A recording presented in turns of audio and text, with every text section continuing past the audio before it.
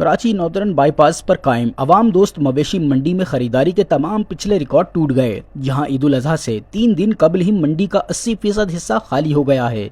Social media और TikTokers की जानिब से फैलाई जाने वाली महंगाई की अफवाहें दम तोड़ गईं और शहरियों ने इंतजामात और कीमतों दोनों को बेहतरीन करार दिया। एडमिनिस्ट्रेटर मंडी तारिक तनोली के मुताबिक मंडी में अब बामुश्किल 30% मवेशी बाकी रह गए हैं, जिसके बाइस कराची की दीगर छोटी मंडियों से भी जानवर फरोख्त के लिए यहां लाए जा रहे हैं। गुज़िश्ता एक हफ्ते के दौरान 2.5 लाख से ज़ायद जानवर फरोख्त हो चुके हैं और इतवार के रोज़ भी शहरियों का बेपनाह हुजूम देखा गया। मवेशी मंडी में आए मुख्तलिफ इलाकों के ख़रीदारों ने इंतज़ामिया को खूब सराहा। न्यू कराची, औरंगी और गुलिस्तान जौहर के फैसल खान ने मंडी के इंतजामात को मिसाली करार दिया।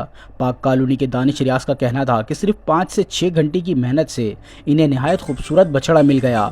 उनकी बातें मिल जाओ इंशाल्लाह, यहाँ पे आओ। ये हमने बच्चा भी माशाल्लाह बहुत अच्छा लिया और यहाँ की इंतजामिया भी बहुत नाइस है। लांडी के शहजाद ने ऊँट खरीदने के बाद बताया कि यहाँ कीमतें आम आदमी की पहुँच में हैं।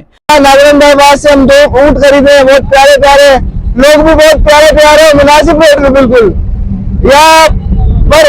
यहाँ पे बहुत अच्छे जगह है। यहाँ पे आप विजिट करें, आपको भी बहुत मजा आएगा मुनासिब कीमत पे इंशाल्लाह।